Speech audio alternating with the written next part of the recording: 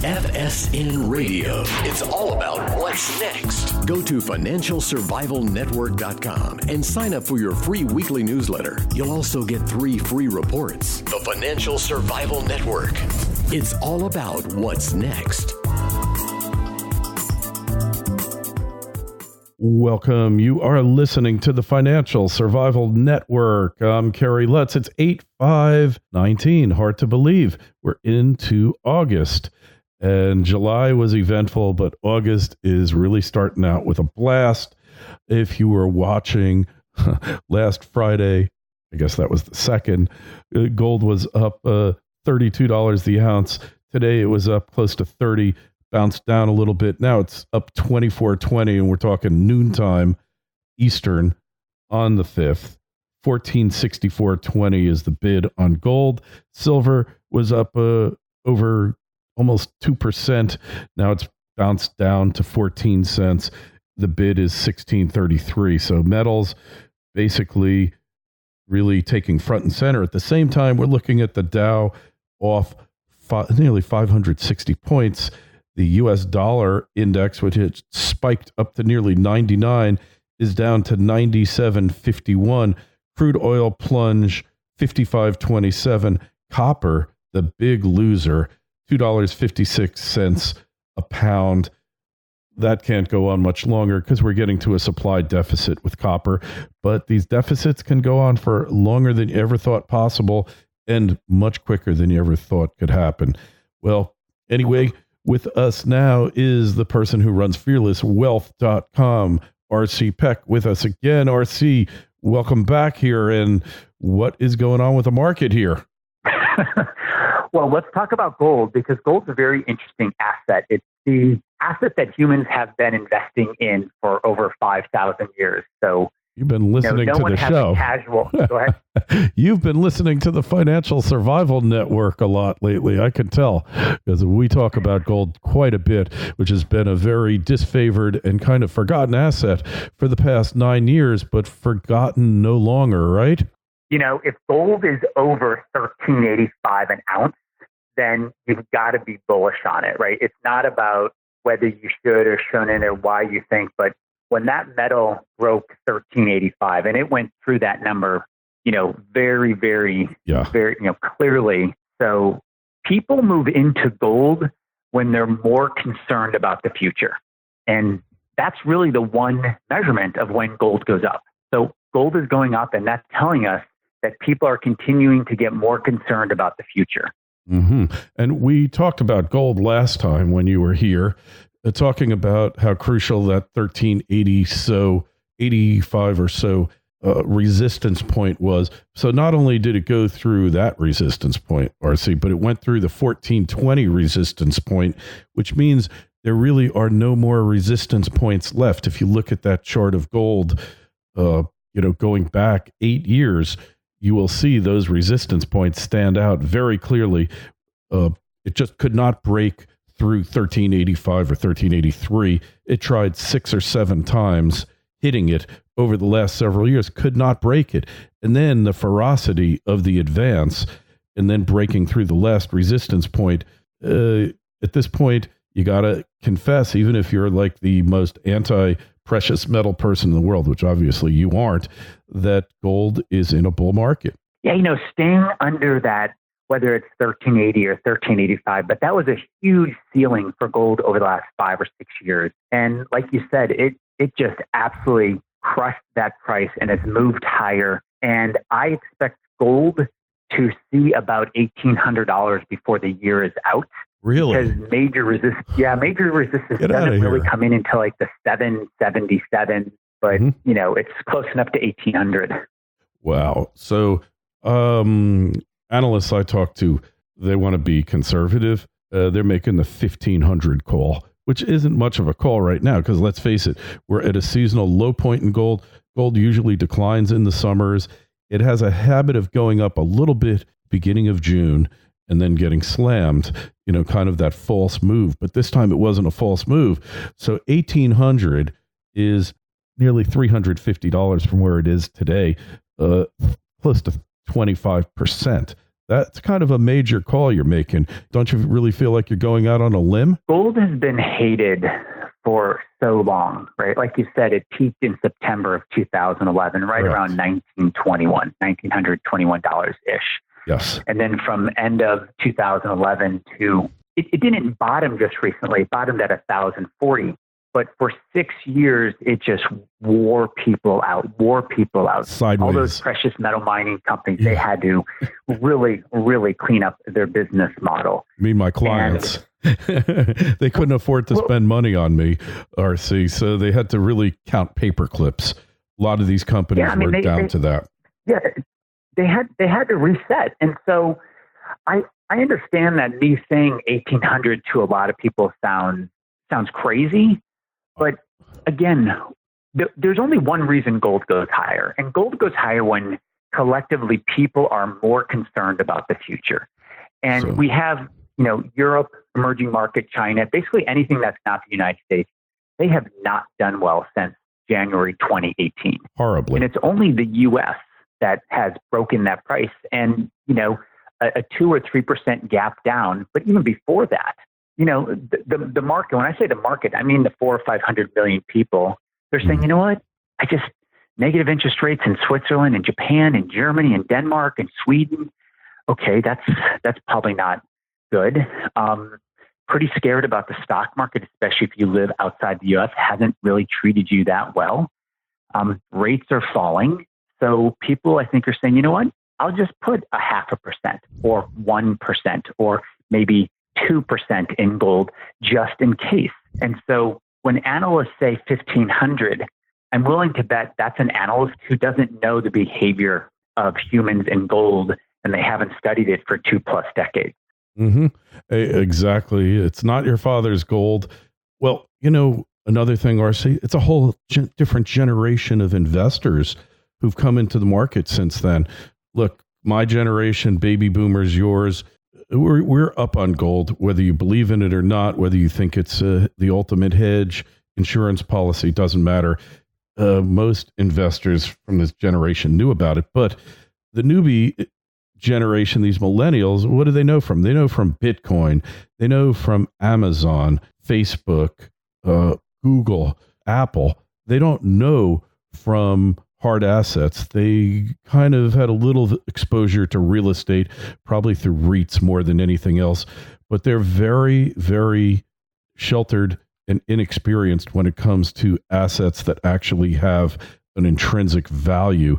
So there's an educational process that has to take place here before millennials jump into it with both feet, but they will eventually, because in the end, all investors are momentum investors, virtually all, and they will go where the market is going. They're not going to get ahead of it.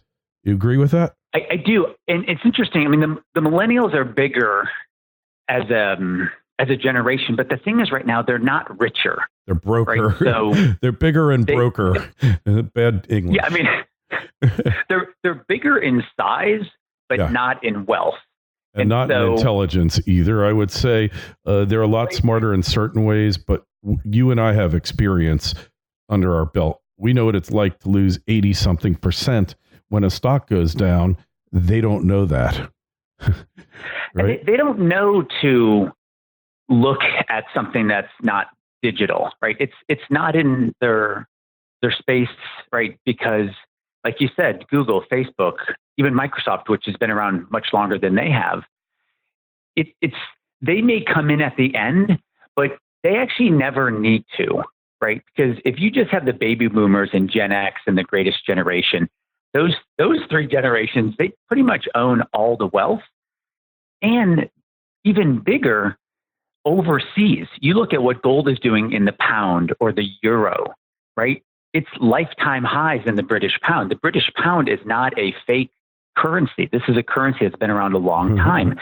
And it's at new lifetime highs in other currencies. So, the rest of the world is already saying little concerned, getting more concerned.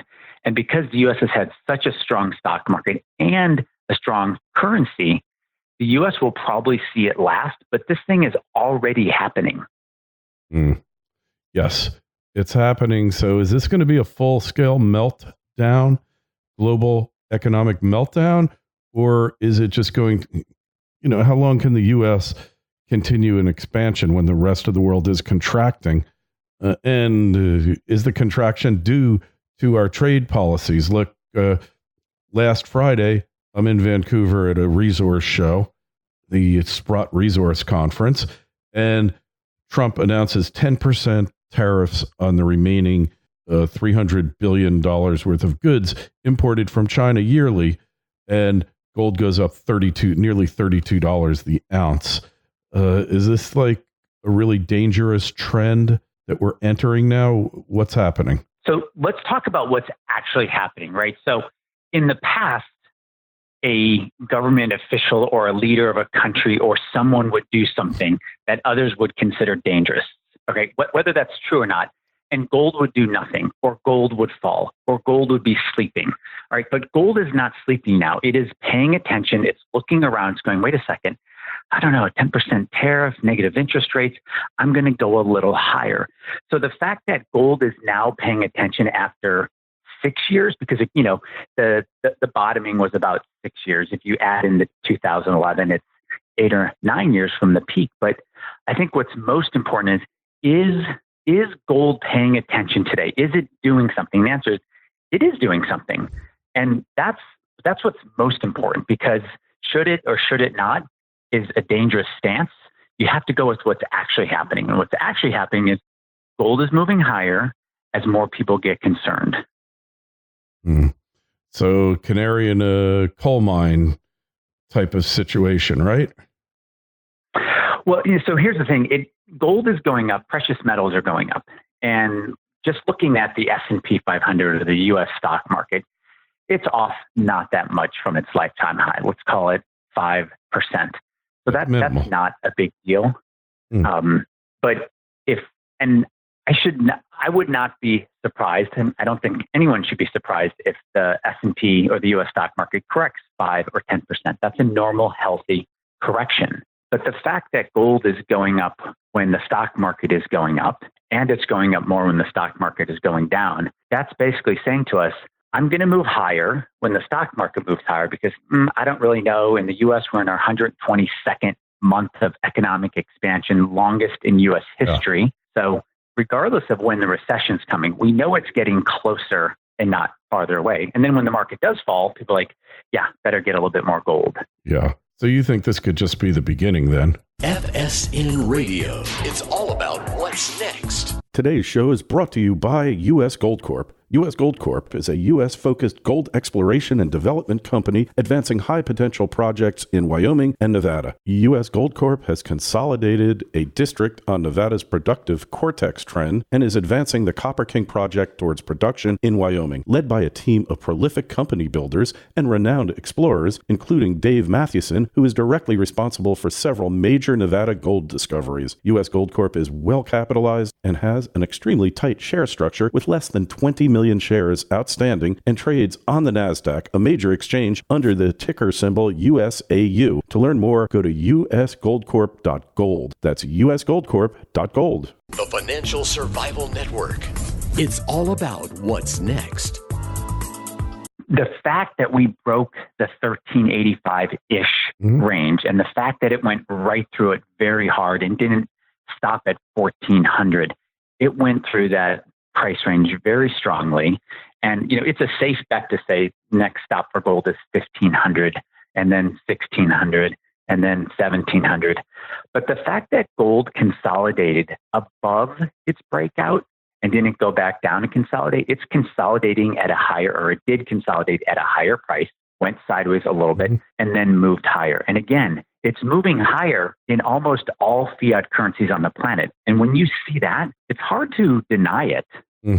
I think you're right. I think you're right.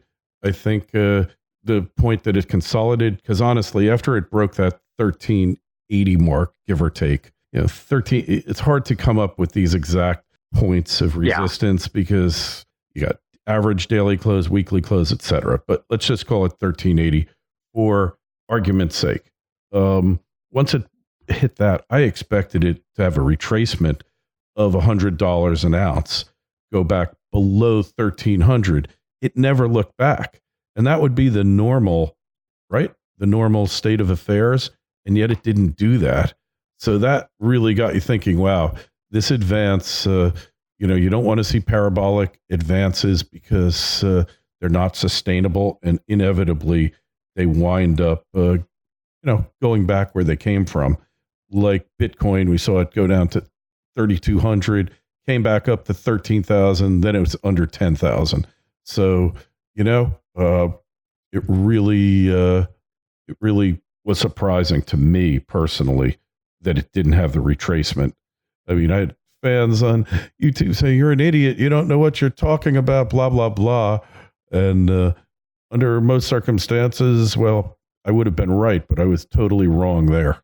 And I think our job is to set an expectation, right? So what I'm hearing you say is, look, RC, I set an expectation that it hit that 1380-ish range and pull back. It didn't. It moved through with a vengeance. Okay, it is now doing something. It's doing something I didn't expect. It's doing something, air quotes here, that it's not supposed to do, right? It's behaving differently now. Okay, so it's doing something it hasn't done for a while. That's telling us something very significantly, right? When the market does something it's not supposed to do, whatever that means, but then it does it, that's the signal, right? That's the sign to go, wait a second, this isn't supposed to happen, which means my expectations need to be adjusted, because the market is always right. It's our point of view of the market that needs to be adjusted. I love that. And so it's very true. So we're now going, look, it's surprised to the upside again and again and again. People have hated this for 6 years. I totally understand why they have, but this asset's been around, thousands of years. It's literally in our DNA, because if we're here today, one of our ancestors had it around our neck and they got past some guards or something 1,000 years ago because they had gold. So this is a very emotional asset, and that's why it's so polarizing. But I believe we should set expectations and then prepare and wait to be wrong. It's just like, wait a second, it's going higher. Okay, my expectation needs to adjust to the price. And the fact that it's moving the way it's moving says an 1,800 price point, and I'm not saying it's going from 1,800 to 2,800 to 3,800 to 4,800 without some stops, but you look at the behavior of this asset. It's gone sideways for 6 years. It's hurt a lot of people, and now it's starting to say, wait a second, negative interest rates, tens of trillions of dollars of money printing, whether that's government deficits or actual QE. Rates are going more and more and more negative. Gosh, something might finally, I'm just going to put 1% of my money in gold. And you take that collectively by 400 or 500 million people, and an $1,800 expectation starts to seem like, all right, well, crazier things have happened. Yes, crazier things have happened. We've lived through these crazy things here. And when you look at this, does it remind you of 2011 when gold really took its parabolic spike? Or is this different than that? 2011 was interesting because, Switzerland, the Swiss franc is considered a safe haven. And they basically said right during the same week, they said to the world, okay, look, I know we pegged our currency to the euro. We actually can't do that anymore. We're getting way, way too much money coming into our little tiny country. Even though we're a safe haven, and we have been, we've got to detach from the euro. They did. Gold, that was September, maybe it was August 29th, it was right there where gold peaked and started moving down. And so it's like, okay, people said, wow, if that's what the Swiss franc's going to do, then, we know this in hindsight. Yes. And so it's listening, it's watching. And now gold's saying, wait a second, I'm going to give the Swiss government my money and they're going to keep 44 basis points? Like, wait, something's wrong here. Yeah, you're right. Something wrong with that picture, huh? People are scared. Yeah. Yeah, well, there's a lot of negative trends happening in Europe. Europe might very well lead the world into the next panic phase. The U.S. did it last time with the subprime disaster that spread to prime, that spread to everything, as we know, which led to the everything bubble. So I guess what we're really talking about here, RC, is the everything bubble popping, right? look, when money is scared, it has to flow somewhere. Like it doesn't just stay in the asset.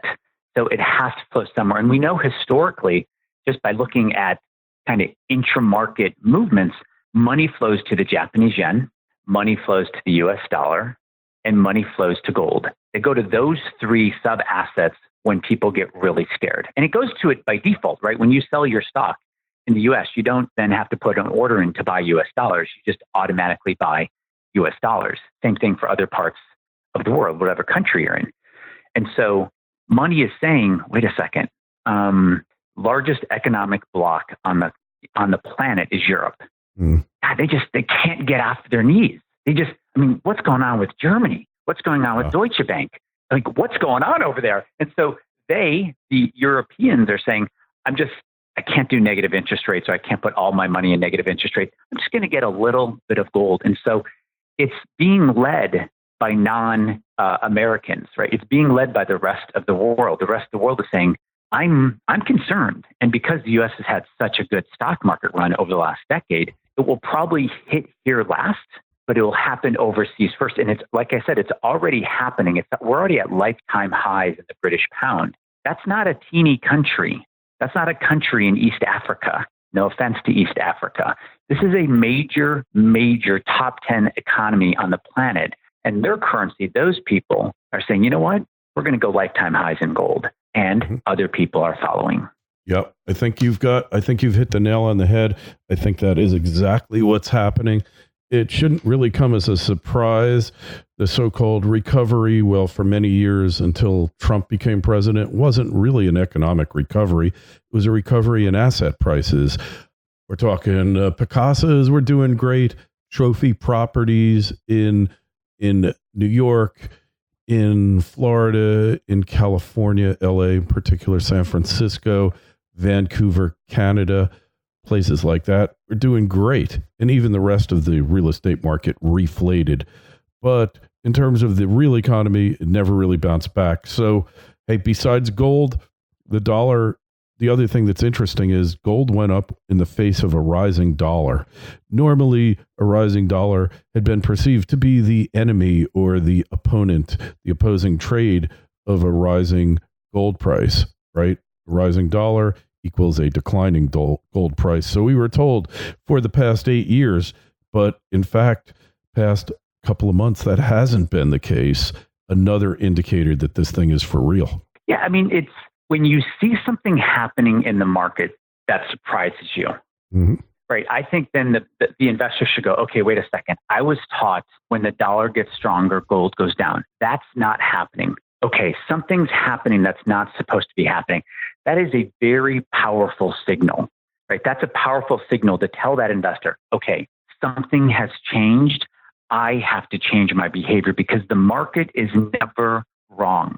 The market's never broken, just like the ocean. No one looks to the ocean and goes, it's broken because the waves are 50 feet.